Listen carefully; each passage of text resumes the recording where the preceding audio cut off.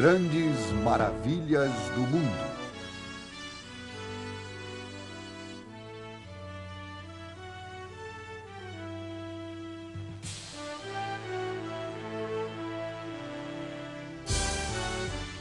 Maravilhas criadas pelo homem.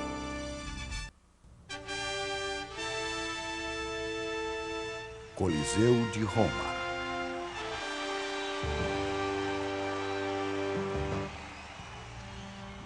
Há quase 2000 anos, os romanos testemunharam uma maravilha.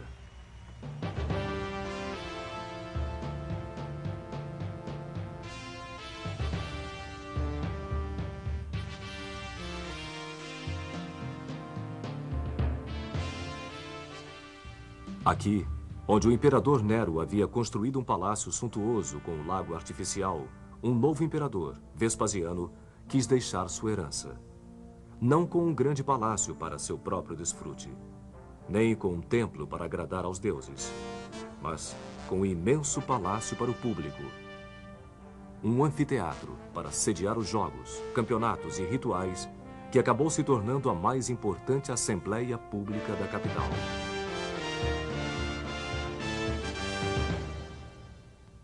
Vespasiano conhecia o valor da atividade de relações públicas. Quando ele assumiu o poder em 69 d.C., herdou uma cidade em ruínas. Um enorme incêndio havia destruído grande parte de Roma anos antes. O corrupto Nero, entre outros, havia irresponsavelmente esvaziado as reservas do tesouro, e o Senado romano estava espalhado em campos hostis depois de 2 anos de guerra civil. Vespasiano logo anunciou seu novo projeto. Ele iria drenar o lago artificial de Nero e construir um enorme anfiteatro público, o maior jamais realizado. Ele o batizou de Anfiteatro de Flávios, em homenagem a seu nome de família. As gerações seguintes passaram a chamá-lo de Coliseu, uma referência às suas proporções colossais.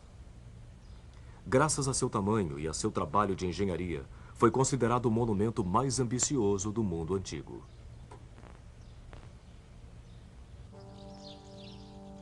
Enormes blocos de calcário foram carregados por escravos para construir a elipse de dimensões monumentais, 600 metros de circunferência, cobrindo 15 hectares e erguendo-se a uma altura de 16 andares.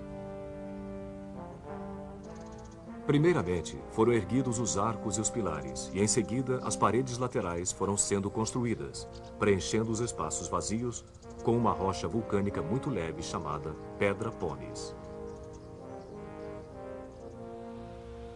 Com lugar para 50.000 espectadores, o Coliseu equivale aproximadamente à metade do tamanho do Maracanã. Os construtores de estádios de hoje em dia ainda se baseiam no sistema engenhoso de entradas e passagens primeiramente utilizado no Coliseu. – 80 arcos estão distribuídos no nível do chão, formando 76 entradas. Os espectadores recebiam bilhetes com o seu número de entrada e podiam achar seus lugares tão facilmente que todo o estádio podia ser acomodado em menos de 10 minutos. Uma vez dentro, o lugar de honra era um grande palanque em mármore, onde o imperador se acomodava com sua comitiva, incluindo jovens virgens. Um pouco acima, sentavam-se cidadãos livres. Mais acima ainda, sentavam-se visitantes estrangeiros e escravos. E, finalmente, em arquibancadas de madeira, ficavam as mulheres e os pobres. Mesmo durante os jogos públicos, classes sociais e status eram os princípios da organização. Mas por que uma obra tão impressionante destinada ao esporte? No início dos tempos romanos, jogos públicos, chamados de circos, eram realizados somente em dias sagrados para homenagear os deuses da cidade. Até a época de Jesus, torneios, caçadas a feras e corridas de carruagens eram uma obsessão para os romanos. Qualquer imperador que se prezasse levava a sério os conselhos do historiador Juvenal. Apenas 2 coisas fazem um romano se preocupar hoje em dia: panem et circenses, pão e o circo. A obra de Vespasiano levaria menos de 10 anos para ser concluída. E apesar de ele não ter vivido para ver seu trabalho terminado, o Coliseu permanece o símbolo eterno de toda uma civilização. Os romanos já provaram ser os melhores engenheiros que o mundo já viu. Inventores do arco, da cúpula, construtores de estradas, aquedutos, pontes e banheiros.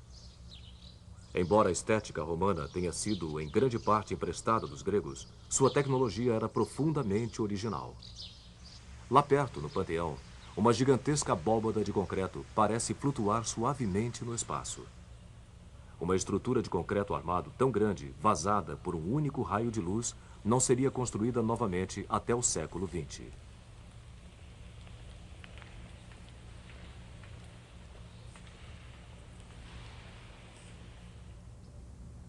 Definitivamente, o Coliseu provou ser a maior herança arquitetônica de Roma.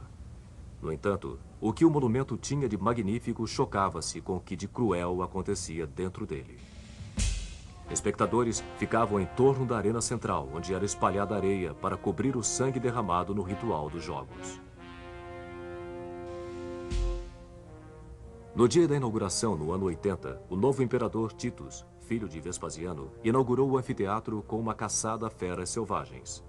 Em apenas um dia, 5.000 animais foram condenados à morte. Estes rituais sangrentos de celebração poderiam durar mais de 3 meses.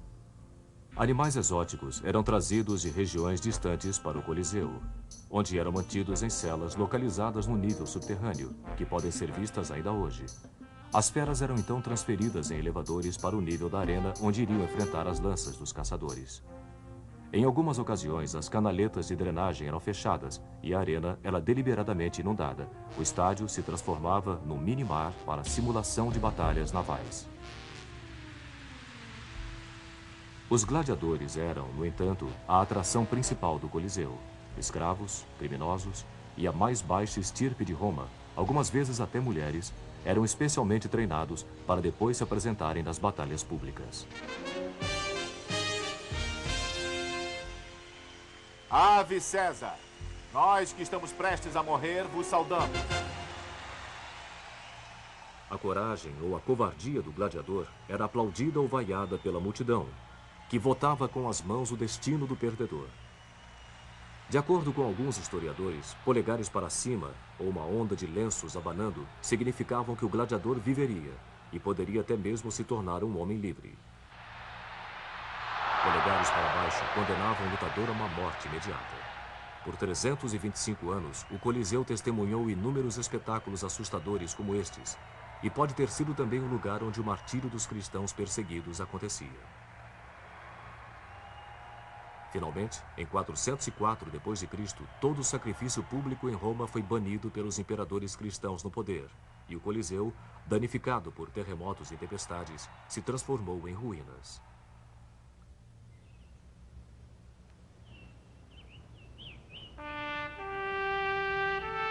Através dos séculos, o Coliseu se transformou em uma pedreira de mármore, saqueada pelos vários Césares de cada nova era.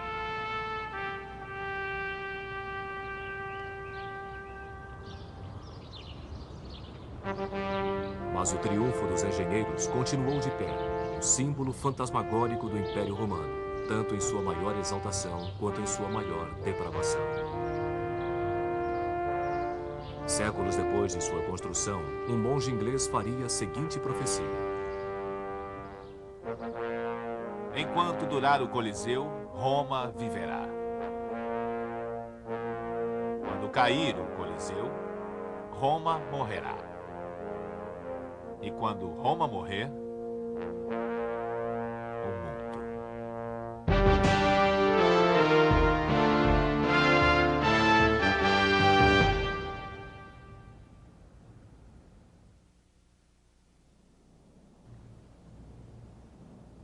Machu Picchu.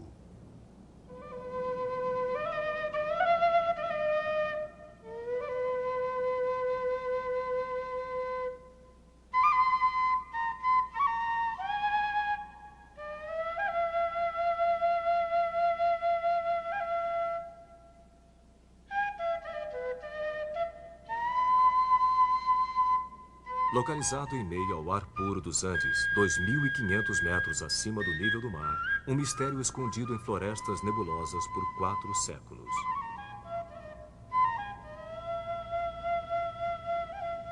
Crônicas do século XVI contam que estas montanhas impenetráveis esconderam a última cidade dos Incas, Vilcabamba, onde Manco Inca, o líder das crianças do Sol, desesperadamente procurou refugiar-se dos espanhóis, que haviam dizimado seu império em sua ânsia por ouro.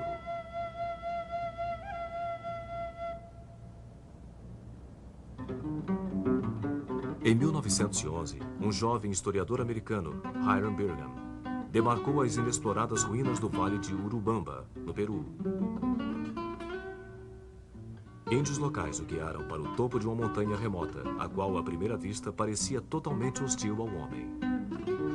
Os índios chamavam esta montanha de Pico Antigo, Machu Picchu.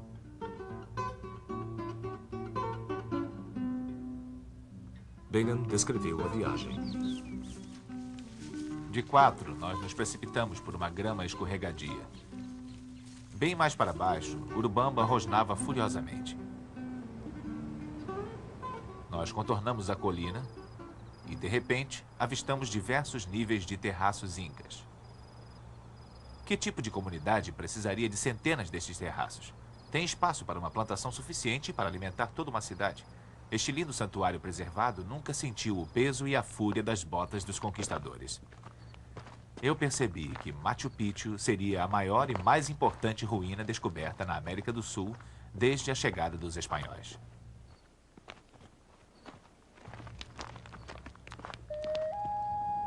O que Bingham havia visto era extraordinário, mesmo que escondido pelo crescimento da selva.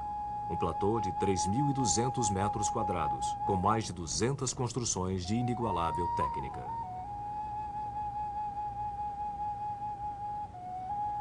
Aos poucos eu fui percebendo que esta parede com templos semicirculares ao seu redor sobre a caverna era tão bonita quanto o mais bonito dos trabalhos em pedra do mundo. Eu quase perdi o fôlego. O que este lugar poderia ser? Bingham acabou acreditando que havia achado a cidade perdida de Vilcabamba, refúgio de Manco Inca. Mas Machu Picchu foge a qualquer explicação, pois não é uma cidade, mas antes um imenso centro religioso, um lugar sagrado para os rituais de uma das mais enigmáticas civilizações de nosso mundo. Os Incas construíram um império que, em seu apogeu no século XVI, atingia 4.000 quilômetros, o mais poderoso da América do Sul. A capital inca, Cusco, superpovoada, com 100.000 pessoas, tinha uma riqueza lendária. Este pátio em Coricancha, o Templo do Sol em Cusco, era ornamentado com 700 sólidas lâminas de ouro, cada uma pesando mais de 2 quilos. Como a maioria dos tesouros incas, este foi também saqueado pelos conquistadores espanhóis. Os incas eram engenhosos organizadores sociais. Apesar de não terem linguagem escrita, eles desenvolveram uma sofisticada economia, talharam plataformas nos despenhadeiros, irrigaram os terraços através de canais.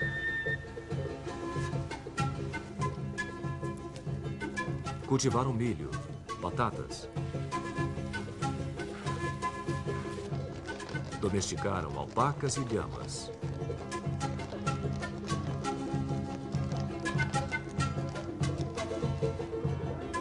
Hoje em dia, muitos dos índios peruanos ainda conduzem suas vidas segundo a cultura de seus ancestrais incas.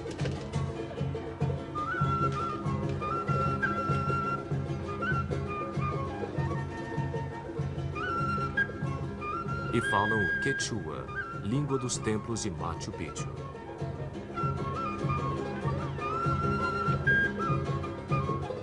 A mais duradoura das realizações incas é também a mais desconcertante. Os monumentos feitos em pedra. Enormes blocos de granito tão precisamente superpostos que sequer uma lâmina pode penetrar entre eles.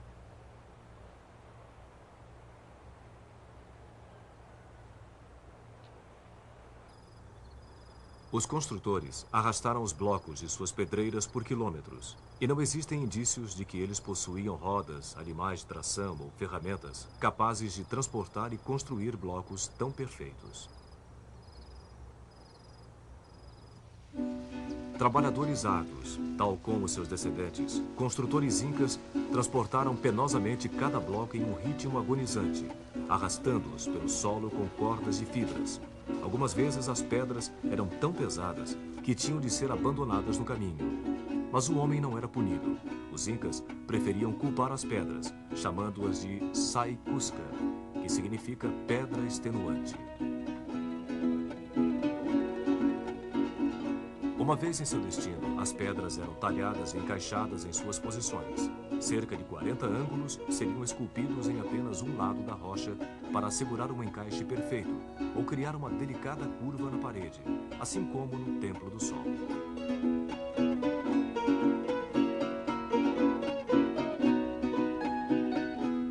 A forma trapezoidal da maioria das construções foi uma inovação inca com o objetivo de dar a estabilidade necessária durante os frequentes tremores de terra que abalavam os Andes.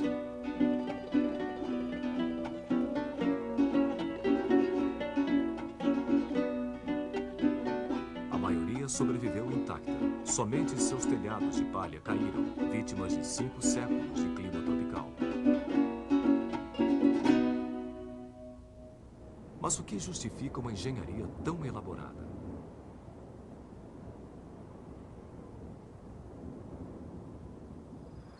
Machu Picchu parece ter sido uma espécie de quartel sagrado para a religião Inca. Uma religião baseada na adoração ao sol e na sua evolução através dos céus.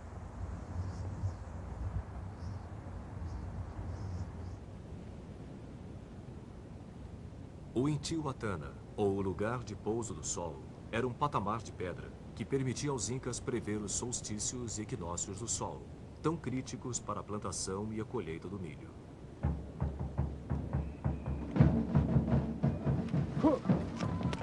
No solstício de junho, que marca o início do inverno no sul do Equador, o sol era simbolicamente amarrado à terra para assegurar seu retorno nos meses que viriam.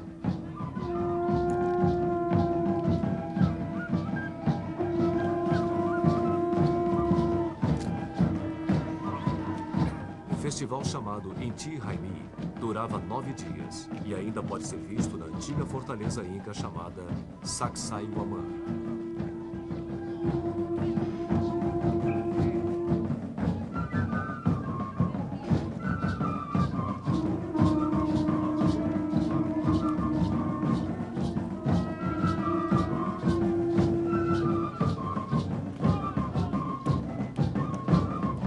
Para os incas, o sol era o pai divino de todos os povos, e o rei é o seu regente na terra.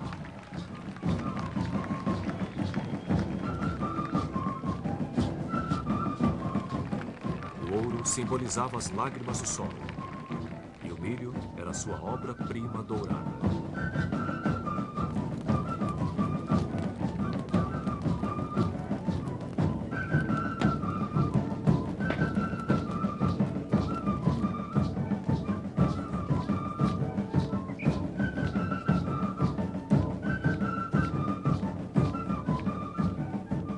Desta fortaleza, no ano de 1536, o líder Manco Inca rompeu o cerco espanhol e fugiu para as montanhas para sempre. Apenas 4 anos antes, Francisco Pizarro liderou um pequeno grupo de espanhóis até o coração do Império Inca. Atraídos por rumores de fabulosas riquezas e portando armas superiores, menos de 200 espanhóis conseguiram conquistar a população índia de milhões de pessoas. Mataram seu imperador, Atahualpa, e saquearam a capital. Em julho de 1533, os espanhóis já haviam coletado 24 toneladas de ouro e prata.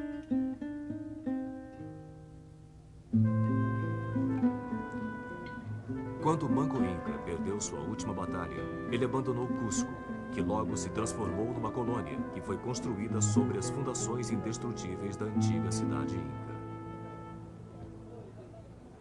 E o último refúgio de Manco Inca, chamado de Vilcabamba, poderia ter sido em Machu Picchu? Algumas evidências apontam para outro lugar, recentemente localizado, bem mais afastado para o noroeste. Machu Picchu foi provavelmente abandonado muito antes e já teria sido vítima da mata invasora.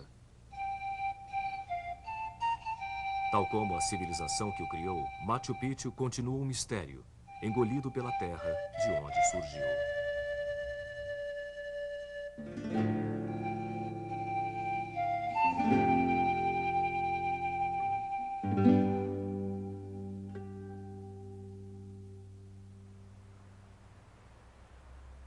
A Muralha da China.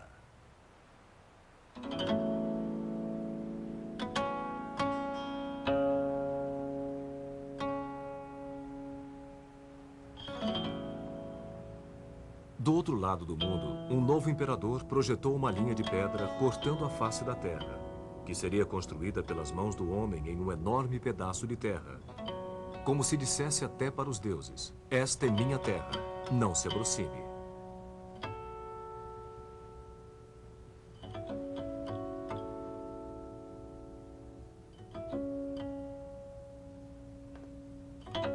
A dinastia Ming da China livrou-se finalmente do jugo dos mongóis, forçando os descendentes de Gengis Khan a se retirarem para as estepes do norte.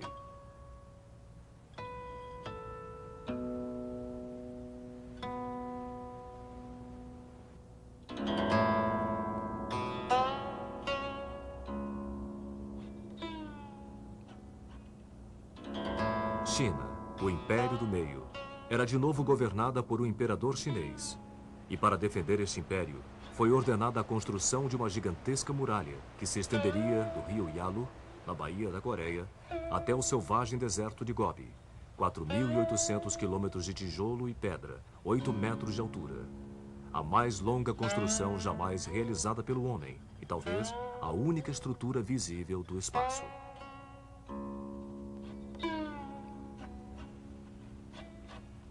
Se a muralha da China fosse esticada de ponta a ponta no Brasil, ela ligaria Macapá a Porto Alegre.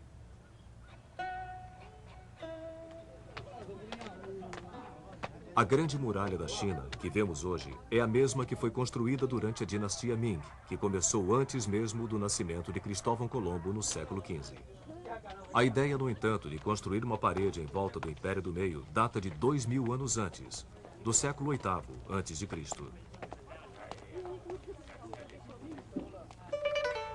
Nesta época, a China vivia um caos. Estados hostis lutavam entre si e contra tribos nômades que tentavam invadir pelo norte.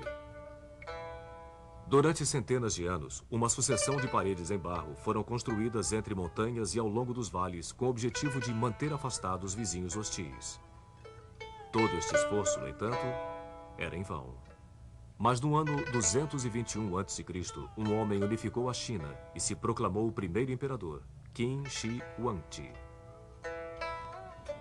Em seu breve reinado de 12 anos, Qin Shi Huangdi ligou os milhares de quilômetros de antigas paredes em uma massiva muralha para a defesa militar contra os bárbaros. Um cinturão em torno de uma nação. Esta grande muralha simbolizaria a China para sempre. Ferozmente protetora, hostil a estrangeiros, prodigiosa por seu trabalho. Um povo unificado.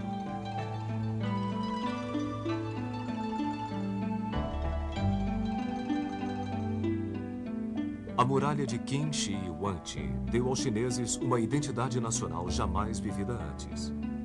E isto significava segurança. As fronteiras do norte logo atrairiam novos colonizadores e fazendeiros. Em sua sombra protetora, comerciantes se aventuravam por estradas que levavam ao oeste. Uma viagem pela região que viria a ser conhecida como a Rota da Seda, trazendo as riquezas do Oriente para a Índia, Pérsia e Roma. O imperador chinês escreveu: agora nosso povo está pacificado e não deve mais temer a guerra. Os homens trabalham na terra, enquanto as mulheres estão engajadas em suas tarefas. Mas esta era a sua versão. A muralha pode ter sido uma grande realização militar, mas foi também o resultado de um trabalho brutal por parte do povo chinês. 800.000 soldados, trabalhadores cativos e prisioneiros foram forçados a trabalhar para erguer a muralha.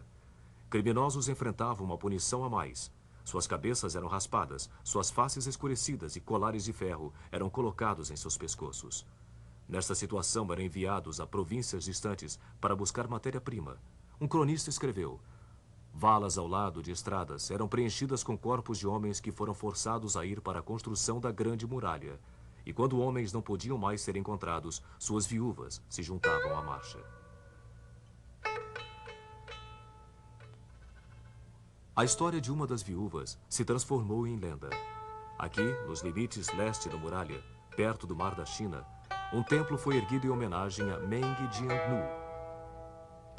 Meng, a história conta, foi atrás de seu marido que havia sido mandado para construir a muralha.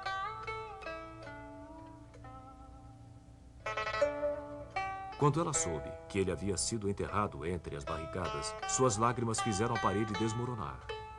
Desta forma, ela achou os ossos de seu marido e amaldiçoou o imperador. Denunciando a ordem autocrática do imperador, ela se tornou a voz simbólica do povo contra um onipotente opressor.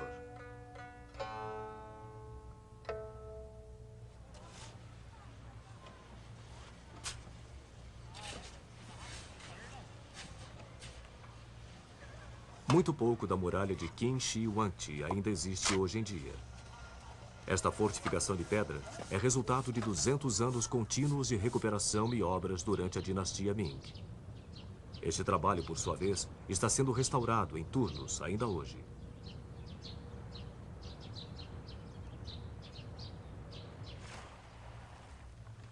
A muralha atravessa metade da China, subindo montanhas inclinadas e protegendo vales, engenhosamente transformando terrenos desfavoráveis para a guerra em vantagem tática.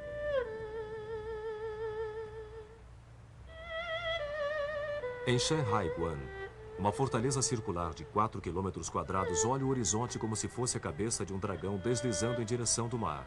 Um fosso de 8 metros de profundidade protege este portão chamado de o primeiro passo para o paraíso.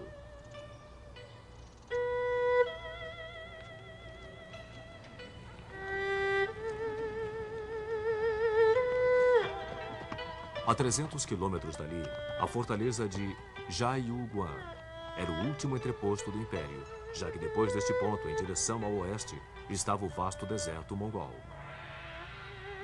Entre estes dois extremos, existe um conjunto de 25.000 torres de observação, controladas por guardiães que viviam nestes locais.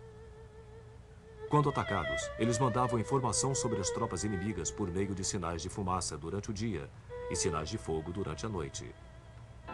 Estas informações percorriam centenas de quilômetros em questão de horas. Perto de Beijing, a toda poderosa fortaleza de Badalin foi construída cercada por diversas camadas de paredes externas, grande o suficiente para acomodar 5 cavalos montados ou 10 homens de infantaria marchando lado a lado. Suas duas faces asseguram que a muralha poderia servir de defesa dos dois lados, não importando por onde fosse atacada. Apesar de a muralha ter resistido aos arcos e espadas dos mongóis e dos manchus, ela mal conseguiu sobreviver aos rompantes ideológicos de nosso tempo.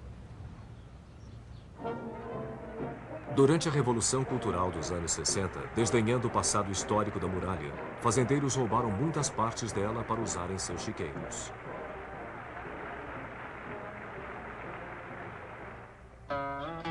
Mas hoje em dia a muralha foi restaurada, não apenas física, mas também figurativamente, de acordo com o papel que ela teve na história nacional da China.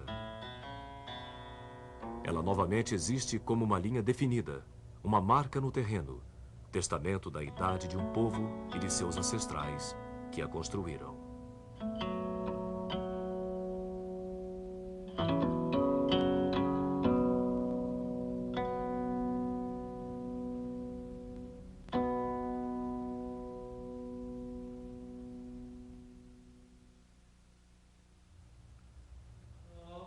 Kremlin.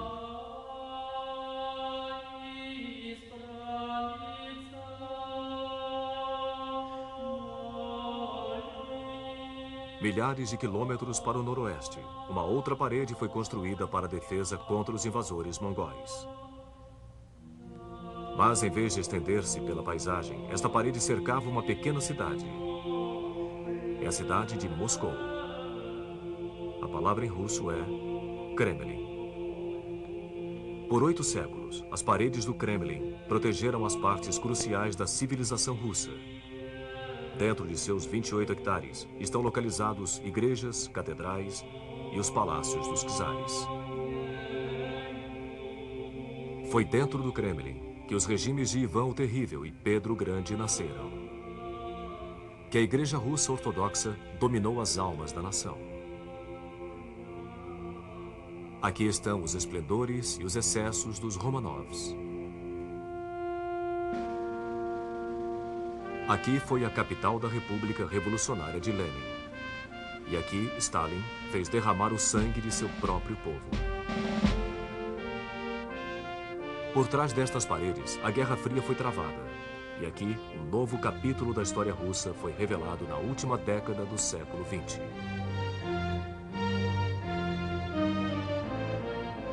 Todo o enredo da história do povo russo está incorporado pelas torres e cúpulas deste complexo.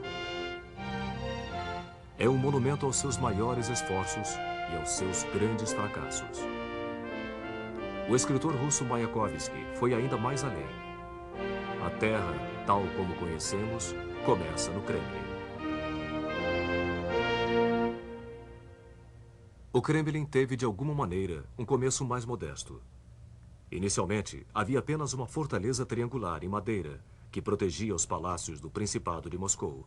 Através dos séculos, o Kremlin foi se expandindo e passou a incluir igrejas, mosteiros, oficinas, casas. Mas foi Ivan III, conhecido como Ivan o Grande, quem no século XV visualizou que Moscou seria uma grande capital imperial, rivalizando com Roma e Constantinopla em autoridade religiosa. Ele adotou a águia dupla como seu emblema e ganhou o título de regente de toda a Rússia, um cargo que seus sucessores viriam a chamar de czar, modelando a si mesmos como os Césares romanos. Ivan expandiu o Kremlin, trazendo renomados arquitetos da renascentista Itália para transformar o complexo medieval. Os arquitetos substituíram as antigas construções em madeira e pedra por construções de paredes de tijolos vermelhos que sobrevivem até hoje. Quase 2,5 km de comprimento e 7 metros de altura. As paredes levaram 10 anos para serem construídas e estão entre as mais bonitas fortificações militares jamais erguidas. 20 torres cortam a linha do céu, cercando a fortaleza. Uma das torres é a do portão Spassky, considerado até hoje a majestosa entrada principal do imponente Kremlin. A história conta que quando Napoleão marchou triunfante pelo portão Spassky, seu chapéu de 3 pontas tombou, prevendo o mortal fracasso que seus soldados sofreriam em sua retirada de Moscou. Menos da metade dos seus 600 mil soldados sobreviveu ao inverno. Centenas de canhões que foram abandonados na neve hoje estão expostos desafiadoramente pelas paredes do edifício conhecido como Arsenal.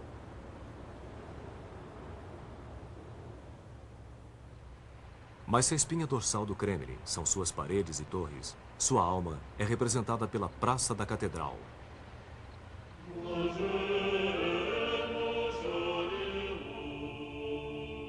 Ivan o Grande autorizou a construção de 3 magníficas catedrais para formar o centro da Rússia Ortodoxa. A imensa Torre do Sino acrescentou um ponto de referência para a Praça da Catedral e para toda a cidade.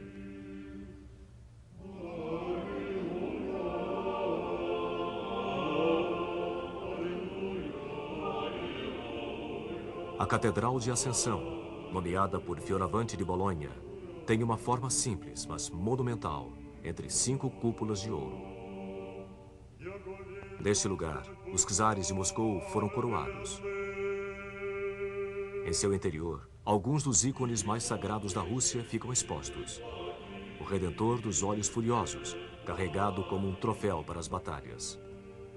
A mítica Madonna de Vladimir, conhecida pelos moscovitas como a Dama da Ternura. A próxima construção é a Catedral da Anunciação, que já foi a capela privada dos czares. 9 cúpulas de ouro e um magnífico altar testemunharam os casamentos, batismos e agonias privadas da dinastia imperial. Ivan IV, conhecido como Ivan o Terrível, mostrado aqui no famoso filme de Eisenstein, foi barrado dos cultos por ofensas contra a igreja. Sua arbitrária carnificina dos suspeitos de traição e seus acessos de raiva espalharam terror pela corte. Ele está enterrado no prédio ao lado, junto aos outros czares, na Catedral do Arcanjo.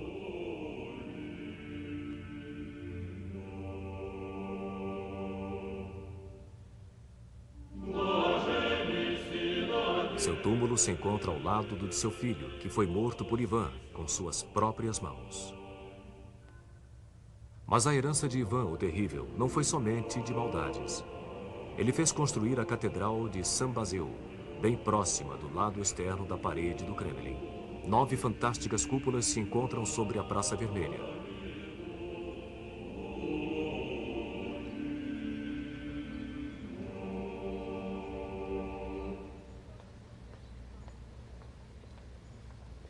Foi por um capricho de Ivan que a catedral foi construída no meio do barulhento mercado público de Moscou, e não no solene complexo. O Kremlin testemunhou os excessos dos czares em meio à riqueza de seus palácios. Enquanto do lado de fora de suas paredes, servos e camponeses russos enfrentavam uma situação de miséria, a corte dos czares superava as capitais imperiais da Europa. Um visitante, ao ver o Kremlin pela primeira vez, comentou: horizontal e verticalmente, torres e cúpulas, pontas, cones, estruturas em espiral preenchem toda a vista. Deve ter sido invenção de Dante quando chegou aos céus russos.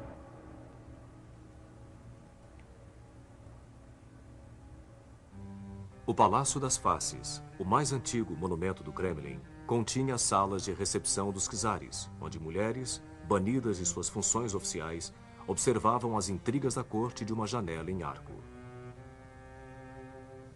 No Palácio Terem, onde se localizavam os apartamentos reais, os tetos e as valetas eram pintados e dourados.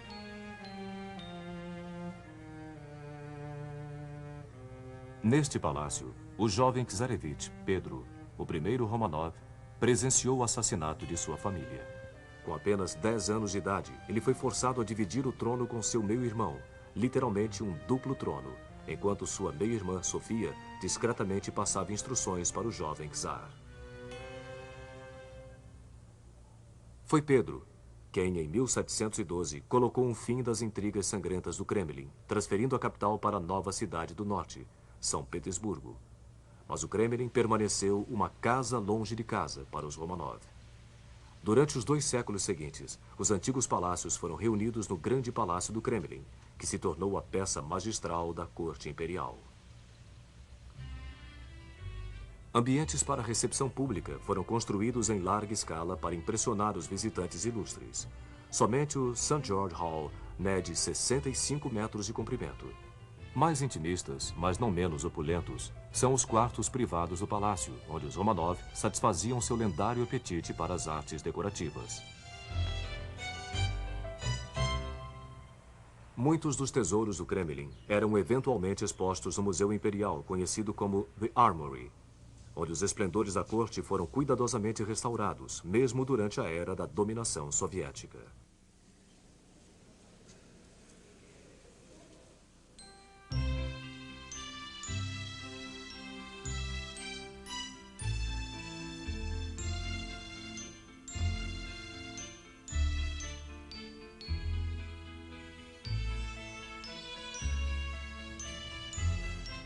Mas a extravagância da vida no Kremlin não poderia sobreviver à profunda insatisfação das classes menos privilegiadas.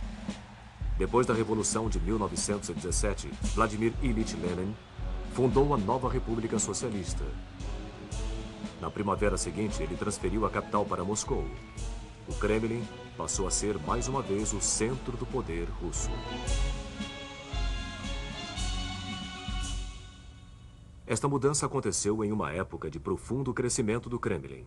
Prédios do novo parlamento soviético e casas do Congresso foram levantados no severo estilo realista, contrastando com seus imponentes e ornamentados vizinhos. Aqui também ficavam os alojamentos espartanos de Lenin, que preferia comer em pratos lascados do que em pratos de porcelana imperial. Em mãos soviéticas, o Kremlin foi transformado em um diferente tipo de monumento, não para atender às riquezas da corte, mas para servir ao poder do Estado comunista. A estrela vermelha substituiu a dupla águia dos czares. Bustos de Lenin substituíram os ícones dos santos. E a tumba onde Lenin foi embalsamado se tornou um lugar de peregrinações sagradas para seus seguidores. Mesmo hoje em dia, quando os russos repudiam seu passado soviético, eles não rejeitam o Kremlin. É a história de nosso Estado. O Kremlin sempre foi o centro político, cultural e espiritual do país. Para mim, o Kremlin é sagrado. É a história do Estado da Rússia, o qual existe e vai sempre existir, independentemente das comoções que podem vir a acontecer e a sacudi-lo. Nós realmente amamos este lugar, eu em particular. Eu trouxe minha filha para mostrar a ela quão esplêndida nossa terra é, para contar a ela o que nós vemos, o que nós sabemos e o que nós lembramos.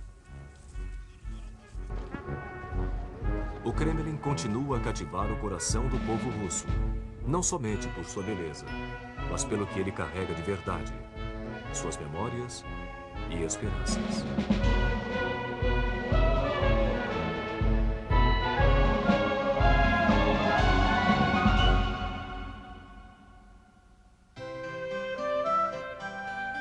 Versalhes.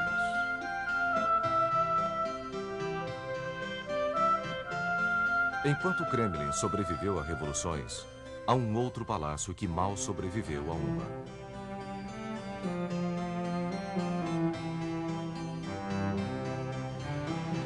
Um palácio tão majestoso, tão pomposo, tão excessivamente aristocrático, que deixou uma dupla herança: a capital da arte europeia e o símbolo da arrogância real.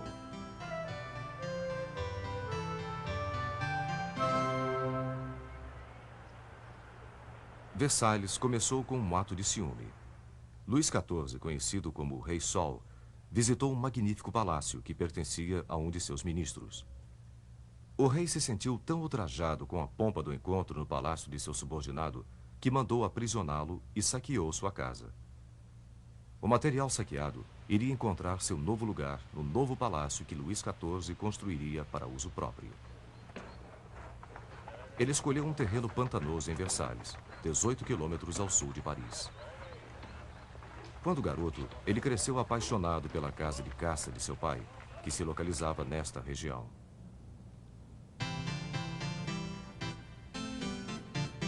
Foram contratados para transformar 250 acres de pântano nos mais bonitos palácios e jardins do mundo. Paisagens foram criadas onde nada existia. Rios foram redirecionados para suprir 400 fontes com milhares de litros d'água.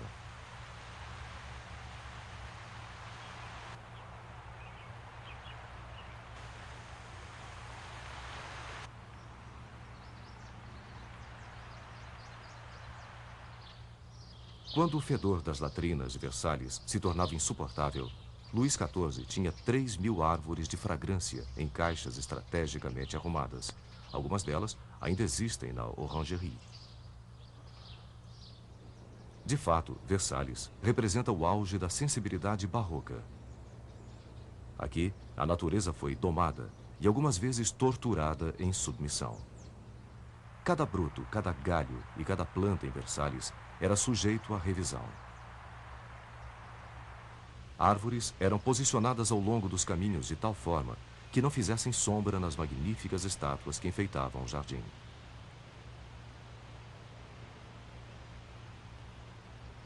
Cerca de 150.000 vasos de flores eram trocados aproximadamente 15 vezes ao ano para que Versalhes estivesse sempre florido.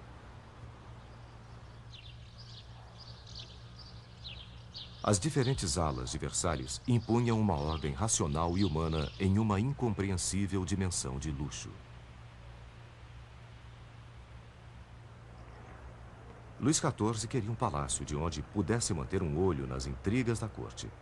Desta forma, Versalhes foi construído para hospedar cerca de 3.000 nobres, cortesãos, damas de companhia e todos os seus atendentes.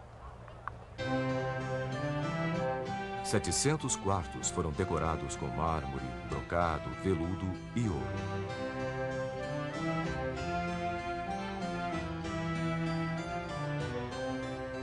Versalhes se tornou a moradia e o local de encontro da aristocracia francesa. Luís XIV gostava de viver exposto aos olhos públicos e, portanto, mantinha o palácio aberto a todos que estivessem interessados em conhecê-lo.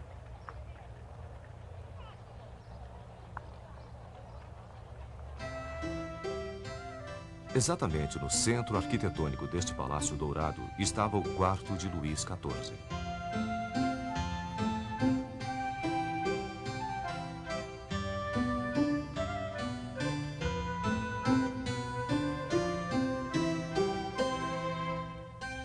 O dia começava aqui não com um nascer do sol, mas com um despertar do rei. Um ritual chamado de o nascer do rei. Luís XIV tinha um atendente para cada função. Um para vestir a manga direita da roupa, outro para vestir a manga esquerda, um para colocar a gravata, outro para amarrá-la. 4.000 serventes e 500 cozinheiros alimentavam o enorme apetite da corte por cerimônias.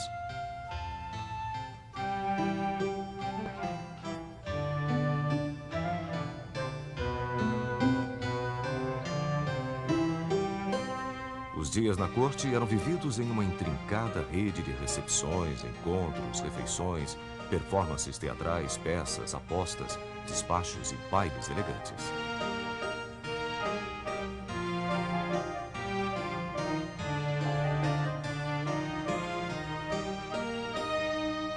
O rei frequentemente participava de apresentações de balés folclóricos. Era sabido que somente o rei poderia se juntar aos bailarinos.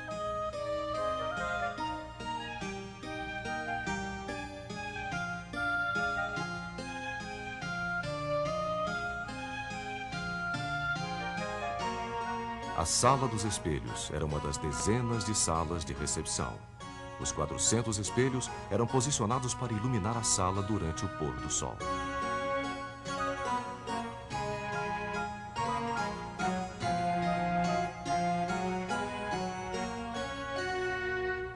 Na Sala dos Desenhos, adjacente à Sala dos Espelhos, cortesãos ganhavam ou perdiam influência, dependendo da moda de cada dia. A menor afetação do rei, seja na vestimenta, na cozinha, dança ou arte, desencadeava uma onda não somente por toda a França, mas por todas as cortes da Europa.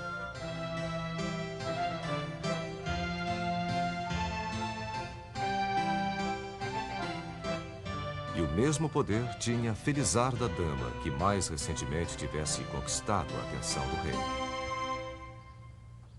A Marquesa de Montespan manteve esta influência por um certo tempo.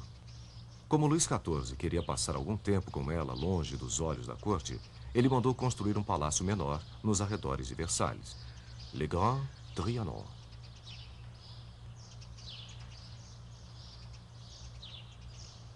Em 1715, Luís foi sucedido por seu bisneto, Luís XV, que expandiu Versalhes sob a influência de outra marcante mulher, Madame de Pompadour, sua amante por 20 anos. Ela também queria uma casa afastada da corte, e Luís XV construiu o Petit Trianon. Mas Madame Pompadour não chegou a ver seu palácio pronto, e ele se transformou mais tarde na casa de encontro do rei com sua nova favorita, a Condessa de Paris. Mas foi uma outra mulher de Versalhes quem iria representar os excessos da corte francesa, Maria Antonieta. Maria, que era austríaca, acabou ocupando este leito através de um casamento politicamente arranjado e extremamente impopular com Luís XVI. Ela nunca conseguiu conquistar o povo francês, mesmo tendo feito o seu melhor para impressionar a corte. Maria tinha uma queda pelo estilo de vida rústico, pelo menos a sua versão real. Para satisfazer seu gosto pelo campo, uma vila charmosa foi artificialmente construída com seu próprio pequeno moinho e com antigas cabanas que tinham suas paredes cuidadosamente rachadas e tudo mais que fosse necessário para caracterizar a vila. Foi neste seu refúgio idílico que, em 5 de outubro de 1789, Maria Antonieta foi alertada sobre o fato de que a Revolução Francesa chegara a Versalhes. Raivosos parisienses estavam se aproximando do palácio. A família real deixou Versalhes na manhã seguinte e nunca mais retornou. E Versalhes, que apenas 6 anos antes havia assinado o tratado que dava à América sua independência, agora era considerado um símbolo da tirania em seu próprio país.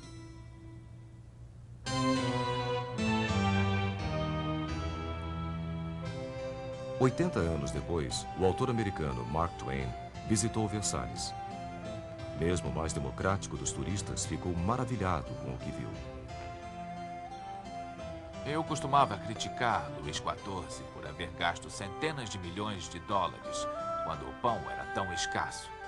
Mas eu o perdoo agora. É maravilhosamente bonito. Você fica engasgado, admira e tenta entender que é real, que está na Terra, que não é o jardim do paraíso. E você quase acredita que é parte de um sonho exótico.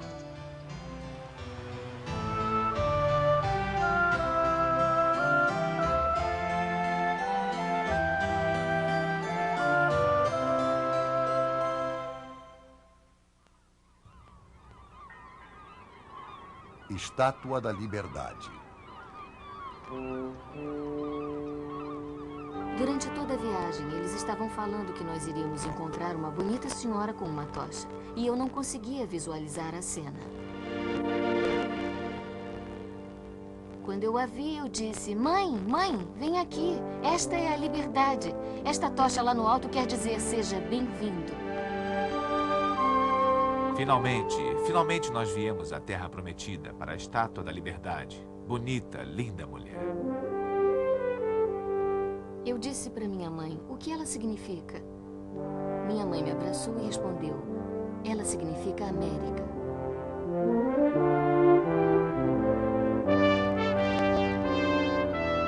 Ela ergue-se das águas da enseada de Nova York. Um colosso moderno de metal, o maior jamais inventado. Até os dias atuais, o mais duradouro símbolo da esperança americana para o país.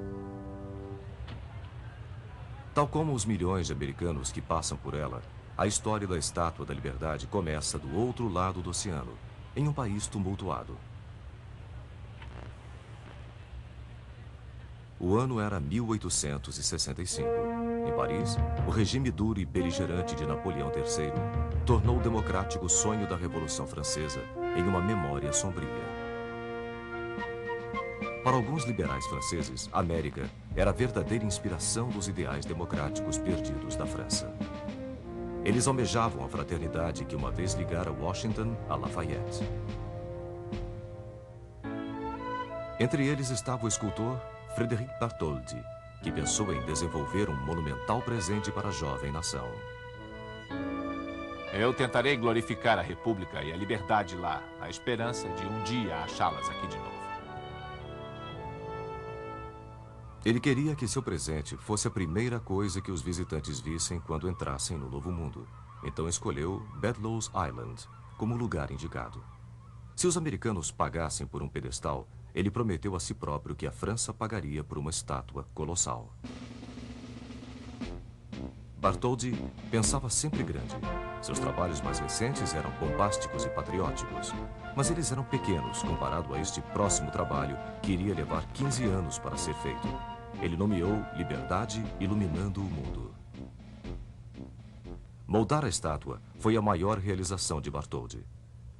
Na França, ele começou a testar modelos em cerâmica e bronze em tamanhos cada vez maiores. Tochas de madeira foram feitas como modelo e, em seguida, gesso era colocado por cima. Em sua oficina em Paris, metalúrgicos cuidadosamente cortaram enormes placas de bronze norueguês em pedaços tão finos quanto uma moeda para se adaptarem aos moldes. Cada detalhe da estátua, desde seu penteado até as pregas do vestido, foi meticulosamente trabalhado. A cor original das peças, um marrom escuro, foi gradualmente se transformando em um cinza claro por causa da maresia do Atlântico. A enorme estátua teria também de resistir a ventos de mais de 200 km por hora sem tombar no mar.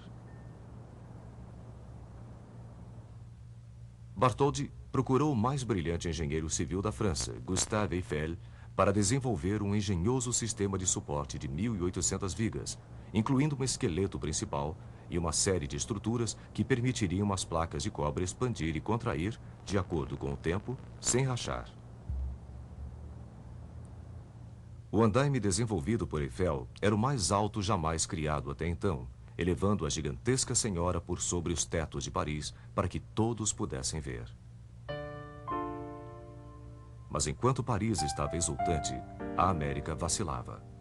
As contribuições eram pequenas. Tinham arrecadado bem menos do que os 250 mil dólares necessários para a construção do pedestal. Bartholdi levou a tocha para exposições beneficentes em que visitantes eram convidados a conhecer e subir no pedestal.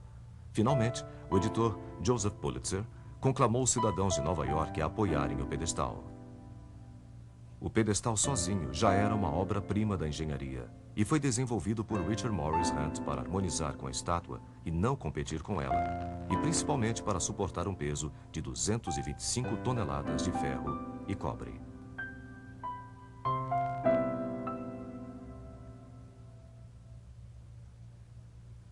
Em 1885, a França havia contribuído com mais de 400 mil dólares para o projeto e Bartholdi havia trabalhado por 14 anos. A estátua completa foi desmontada e enviada à sua nova casa embalada em mais de 200 caixotes, 39 somente para rebites. Quando a estátua foi remontada um ano mais tarde em Nova York, os americanos viram pela primeira vez o que seria considerado símbolo de esperança para seus imigrantes nas décadas vindouras.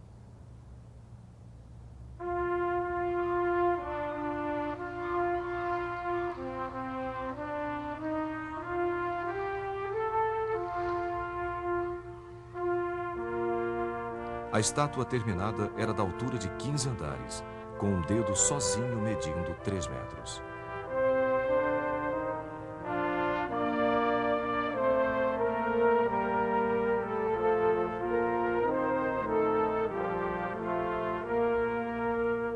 O simbolismo da liberdade estava claro. Uma placa com a data de 4 de julho de 1776. Sob seus pés, grilhões rompidos representavam o fim da escravidão. Sua coroa de 7 pontas tenta tocar os 7 continentes e os 7 mares, e carrega o anseio de liberdade de todo o mundo. Bartholdi queria que ela fosse acesa pelo lado de dentro, e no início do século XX, uma fraca luz elétrica saía das brechas da tocha. Este modelo original está em exposição em um museu próximo à estátua.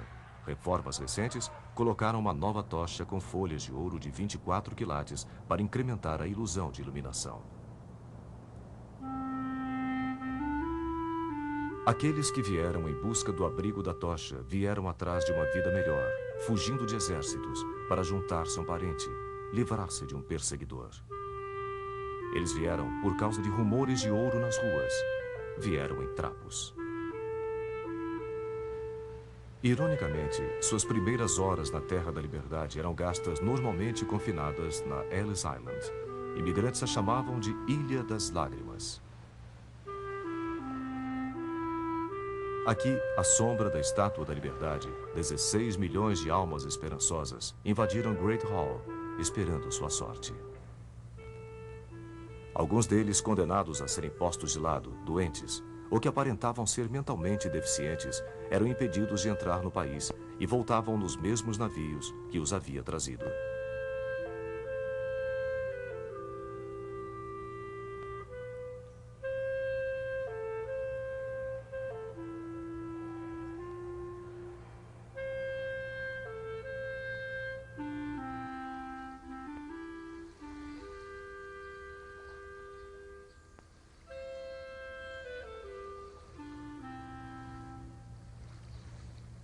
À medida que barcas os levavam para a metrópole de Nova York, eles deixavam para trás a estátua colossal e sua tocha.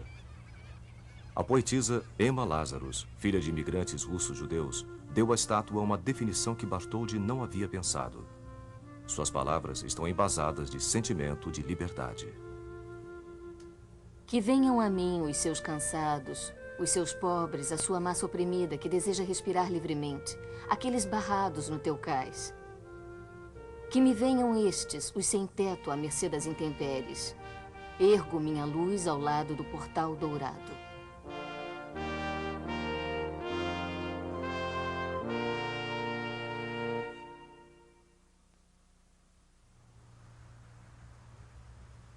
Torre Eiffel.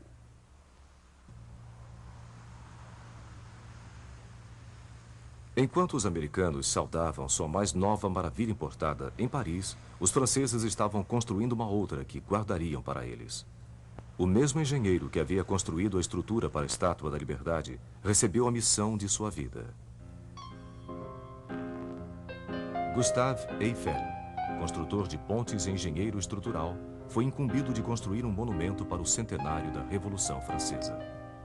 Eiffel conhecia tanto história quanto metalurgia. Ferro fundido permitiria construir uma monumental estrutura com um impacto tão grandioso quanto o da Revolução. Ele planejou uma torre com uma altura estonteante, quase 350 metros de ferro trabalhado, e que permaneceria como a mais alta estrutura do mundo por 40 anos.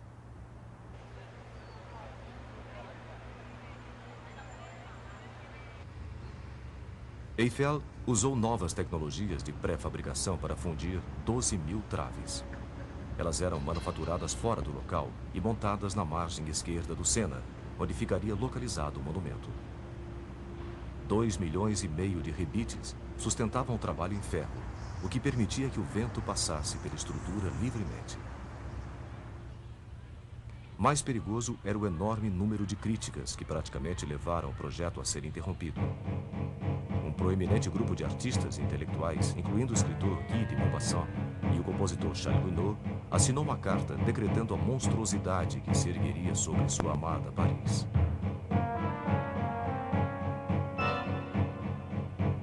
A inútil e monstruosa Torre Eiffel é como uma gigantesca chaminé preta de uma fábrica. Esmagando com sua enorme massa a Notre-Dame. O Louvre, o Arco do Triunfo. Todos os nossos monumentos serão humilhados sob esta mancha negra. Determinado, Eiffel continuou. A torre ficou pronta no prazo, com apenas 600 dias de trabalho, e foi inaugurada em 31 de março de 1889. Mais de 2 milhões de parisienses curiosos passaram pela torre neste primeiro ano, rabiscando seus nomes nas vigas e comprando souvenirs. Eles almoçaram no restaurante localizado na torre e subiram nos engenhosos elevadores por entre a estrutura de metal para ver o que nunca haviam visto antes. Um visitante era Edmond de Goncourt. Subindo no elevador, eu tive a sensação, lá no fundo do meu estômago, de que estava em um navio no mar, mas sem vertigem. Lá do alto, nós fomos presenteados com uma visão maravilhosa, além de tudo que poderíamos imaginar na altura do chão, da grandeza, da extensão, da imensidão de Paris.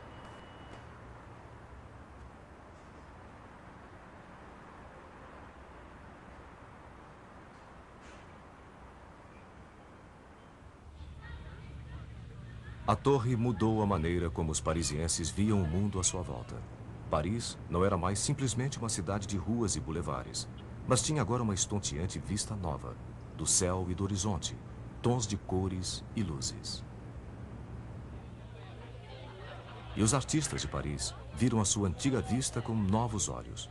Os pintores da cidade, já responsáveis por revolucionar o mundo da arte, tinham agora um monumento digno de sua moderna visão da cidade. De uma certa maneira, Eiffel criou em ferro o que artistas estavam criando em óleo.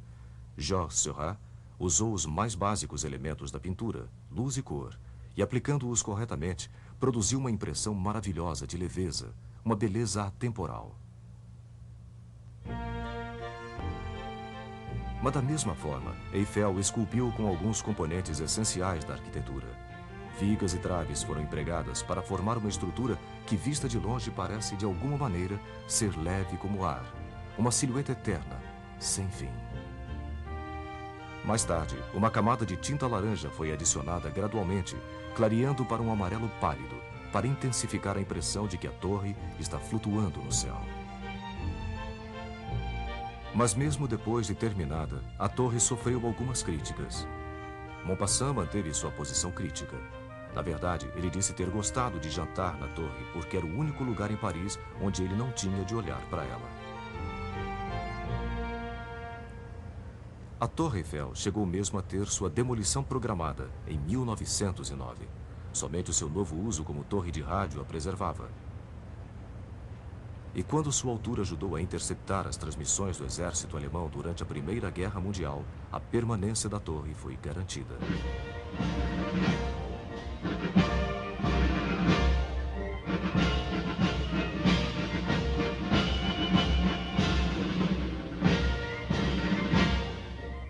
Ironicamente, o que uma vez havia sido um símbolo da revolução, do progresso e da produção em massa, hoje parece ser um tanto quanto antiquado. Um pouco da elegância do velho mundo numa metrópole frenética.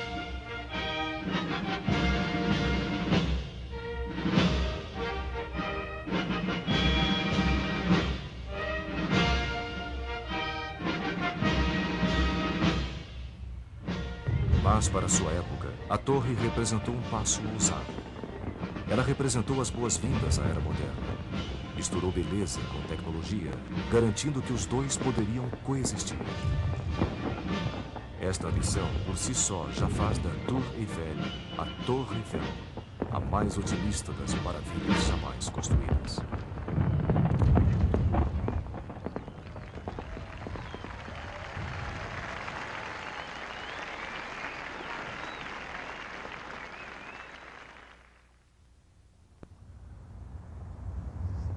Monte Rushmore e Crazy Horse. No coração da América, um outro sonho audacioso se tornou realidade no paredão de uma montanha de granito. Nas montanhas negras de South Dakota, em meio a desfiladeiros que eram como testemunhas às curvas e à idade do terreno, um homem decidiu colocar sua marca em uma das montanhas. Não apenas uma expressão pessoal de seus dons artísticos, mas um monumento aos princípios fundamentais de uma nação democrática.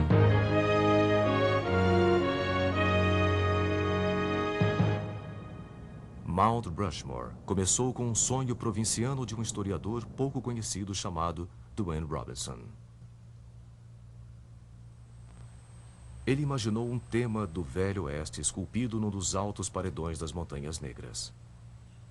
Mas o artista que ele contratou tinha uma visão totalmente diferente.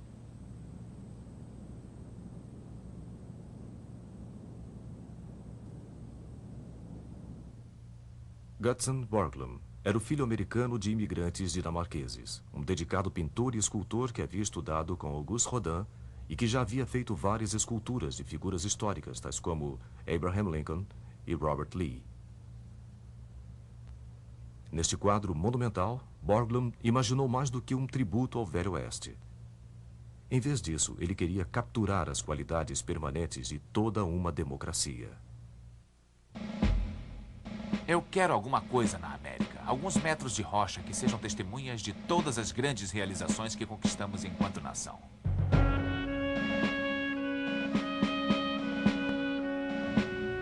Borglum investigou a fundo a psique americana para descobrir os arquétipos dos ideais nacionais.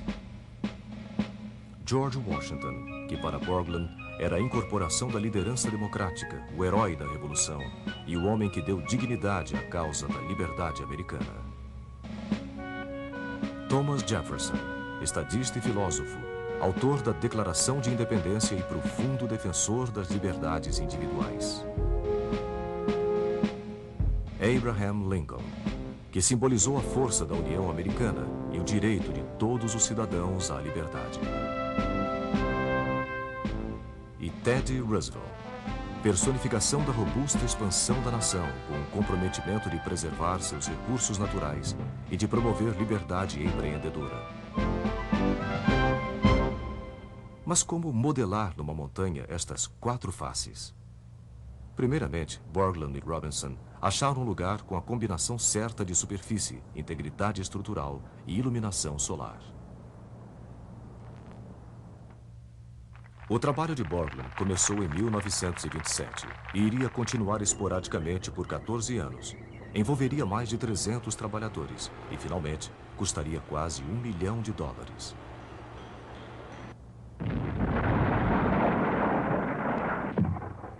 Mais de 450 mil toneladas de granito foram explodidas para criar os rostos que mediriam 20 metros de altura. A montanha estava parecendo ser incontrolável. Pedras instáveis forçaram Borglum a dinamitar sua primeira tentativa, que colocava Washington e Jefferson em lugares opostos.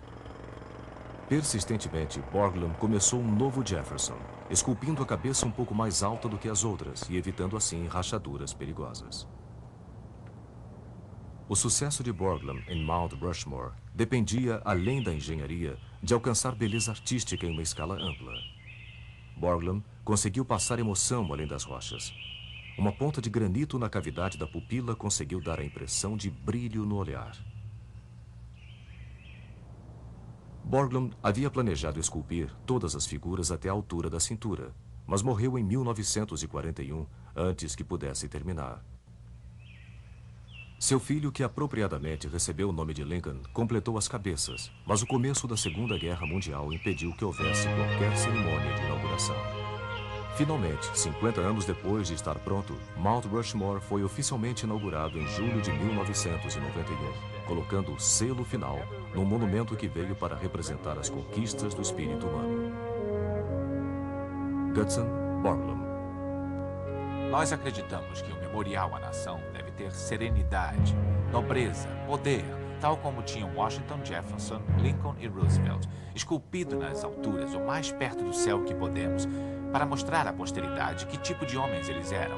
E aí devemos rezar para que estes marcos durem até que o vento e a chuva os desgastem.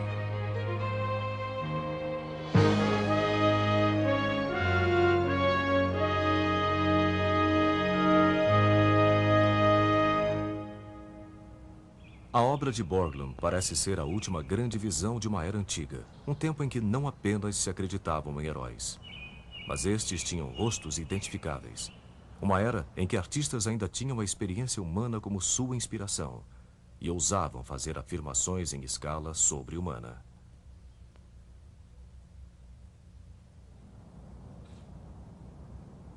Existe outra grande maravilha sendo desenvolvida, mesmo em nossa era impaciente.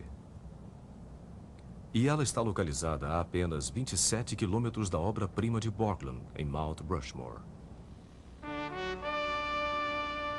Aqui, um órfão meio americano, meio polonês chamado Korczak Ziolkowski começou a mais ambiciosa escultura em rocha de todos os tempos.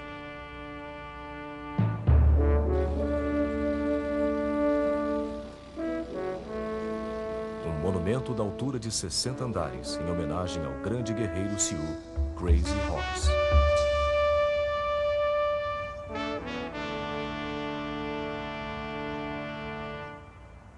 Durante os anos 30, enquanto os rostos de presidentes americanos descendentes de europeus começavam a tomar forma na rocha de granito em South Dakota, o chefe urso em pé, da nação Sioux, fez a Korczak uma pergunta desconcertante. Onde estavam os monumentos de seu povo, dos heróis de uma tribo que povoou a região por 400 séculos, mas que havia sido aniquilado em menos de 4 décadas? A resposta de Korczak foi que ele dedicaria o resto de sua vida à construção de um moderno colosso, ao Crazy Horse. A escala é inacreditável. Todas as 4 cabeças de Mount Rushmore caberiam em apenas uma cabeça do Crazy Horse. Korczak viu nesse lendário guerreiro a dignidade heróica de um povo vencido. Ele se dedicou à sua tarefa com a mesma perseverança que seu outro herói e mentor, Gutzon Borglum. Excêntrico e visionário, Korczak investiu milhares de dólares de seu próprio bolso nos direitos sobre a montanha. E em 1947, com menos de 200 dólares de capital próprio, ele começou sua tarefa hercúlea. Eu sou um contador de história na pedra. Mas isto é tudo o que eu sou. Eu quero dizer ao mundo que existiu aqui, em uma determinada época, um povo que era admirável. Eu não pretendia fazer isto tão grande. Eu pretendia fazer algo em torno de 35 metros de altura. Puxa, uma figura com 35 metros parecia nada. E aí eu resolvi, vou esculpir toda a montanha. Depois de 4 décadas, 8 milhões de toneladas já haviam sido tiradas da montanha. Korczak sabia que não viveria para ver seu trabalho completo. Quando morreu em 1982, deixou planos para a continuidade da obra, que está agora sendo trabalhada por sua viúva Ruth e a maioria de seus 10 filhos. Eu acho que ele pensava que não havia limites para o que se quer fazer quando realmente se deseja fazer. Se você realmente acredita naquilo, trabalha duro o suficiente e está disposto a pagar o preço necessário, você pode fazer o que quiser. Você pode ser o que quiser neste mundo. Korczak simplificava sua própria filosofia citando um velho ditado que ele ouviu certa vez. Quando as lendas morrem, os sonhos acabam. Quando os sonhos acabam, não existe mais grandeza. Crazy Horse espera pelo próximo sonhador. Em suas sombras, um ouvinte pode ouvir a história de todas as criações humanas, tão atemporais quanto o vento das montanhas. Um sussurro de antigos heróis. A inspiração de antigos realizadores.